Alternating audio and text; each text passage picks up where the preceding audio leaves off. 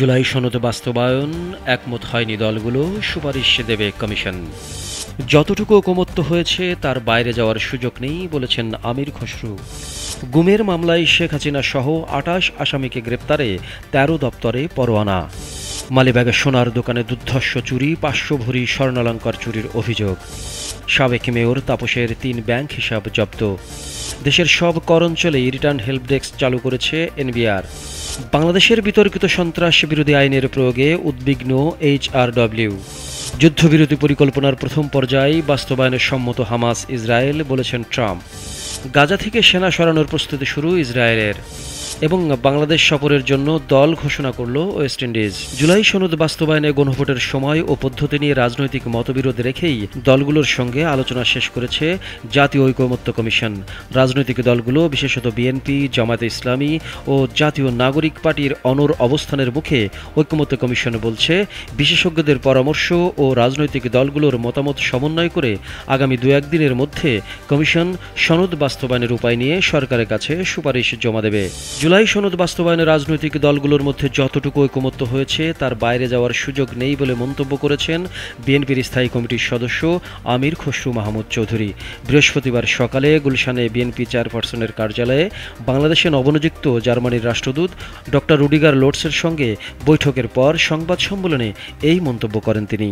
বিগত আওয়ামী লীগ সরকারের শাসনামলে সংগঠিত গুম নির্যাতনের ২টি মামলায় ক্ষমতাচ্যুত প্রধানমন্ত্রী শেখ হাসিনা সহ ২৮ জনকে গ্রেপ্তারে ১৩টি দপ্তরে পরোয়ানা পাঠিয়েছে আন্তর্জাতিক অপরাধ ট্রাইব্যুনাল ১। ট্রাইব্যুনাল সূত্রে জানা যায়, গতকাল বুধবারই এসব পরোয়ানা ১৩টি দপ্তরে পাঠানো হয়েছে। রাজধানীর মালিবাগে অবস্থিত ফরচুন শপিং মলের শম্পা জুয়েলার্স নামে একটি জুয়েলারি দোকানে দুর্ধর্ষ চুরির অভিযোগ উঠেছে। দোকানটি থেকে প্রায় ৫০০ ভরি স্বর্ণালঙ্কার চুরি হয়েছে বলে দাবি করেছে মালিকপক্ষ। বুধবার দিবাগত রাতে চুরির ঘটনা ঘটেছে বলে পুলিশের ধারণা। মালিকপক্ষ পুলিশকে জানিয়েছে, দোকান থেকে প্রায় ৫০০ ভরি স্বর্ণালঙ্কার চুরি হয়ে গেছে। ঢাকা দক্ষিণ সিটি কর্পোরেশনের সাবেক মেয়র শেখ ফজলে নূর তাপসের ৩টি ব্যাংক হিসাব জব্দের আদেশ দিয়েছেন আদালত। এই ৩টি ব্যাংক হিসাবে ১৭,৯০,৮৯১ টাকা রয়েছে বলে তদন্তকারী কর্মকর্তা, দুর্নীতি দমন কমিশন দুদকের সহকারী পরিচালক ফেরদৌস রহমান আবেদন উল্লেখ করেছেন। বৃহস্পতিবার ঢাকা মহানগর জ্যেষ্ঠ বিশেষ জজ মোহাম্মদ সাব্বির ফয়েজ দুদকের আবেদনের পরিপ্রেক্ষিতে এ আদেশ দেন। দুদকের জনসংযোগ বিভাগের উপপরিচালক আক্তারুল ইসলাম এ তথ্য জানান। সারা দেশে সব কর অঞ্চলেই রিটার্ন হেল্প ডেস্ক চালু করেছে জাতীয় রাজস্ব বোর্ড। আজ বৃহস্পতিবার এনবিআর এক প্রেস বিজ্ঞপ্তিতে এ তথ্য জানায়। এতে বলা হয়েছে, সারা দেশের সকল কর অঞ্চলে রিটার্ন বিষয়ক সেবা প্রদান করার লক্ষ্যে রিটার্ন হেল্প ডেস্ক স্থাপন করা হয়েছে। করদাতাগণ নিজ নিজ কর অঞ্চলে সশরীরে উপস্থিত হয়ে অথবা কল হেল্প ডেস্কের নম্বরে যোগাযোগ করে রিটার্ন বিষয়ক সেবা পেতে পারেন।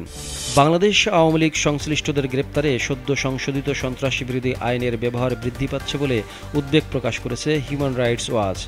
সংস্থাটি এক বিবৃতিতে বলেছে, জাতিসংঘের মানবাধিকার দলকে অবিলম্বে এসব বেআইনি আটক বন্ধে উদ্যোগ নিতে হবে এবং সরকারকে রাজনৈতিক উদ্দেশ্য প্রণোদিত গ্রেপ্তার থেকে বিরত থাকতে উৎসাহিত করতে হবে।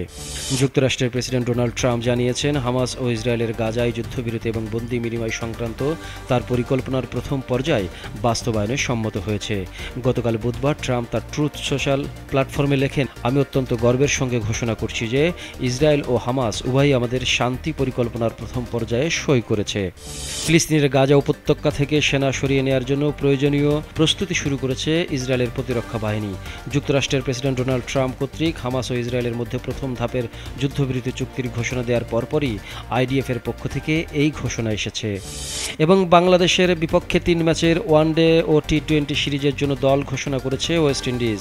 ২ ফরম্যাটেই সিরিজের ক্যারিবিয়ানদের নেতৃত্ব দিবেন শাই হোপ। ১৮ অক্টোবর মিরপুরে ওয়ানডে দিয়ে শুরু হবে বাংলাদেশ ওয়েস্ট ইন্ডিজ সিরিজ। 3টি ওয়ানডেই অনুষ্ঠিত হবে ঢাকায়, আর চট্টগ্রামে হবে টি-20 সিরিজের সবগুলো ম্যাচ।